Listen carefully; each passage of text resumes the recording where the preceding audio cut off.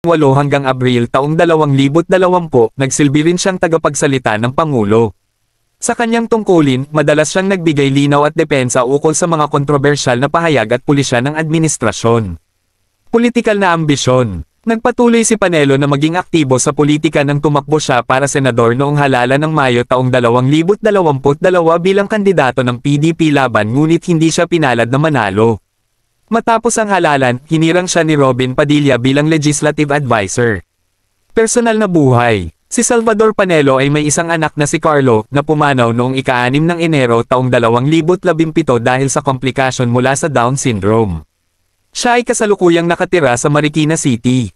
Ang buhay ni Salvador Panelo ay puno ng mga pagsubok at tagumpay bilang isang abogado at opisyal ng gobyerno.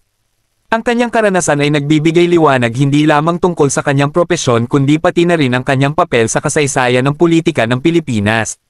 Ang kasaysayan ni Salvador Panelo ay nagpapakita ng isang masalimuot ngunit makulay na landas patungo sa pagiging isa sa mga pangunahing tauhan ng gobyernong Duterte.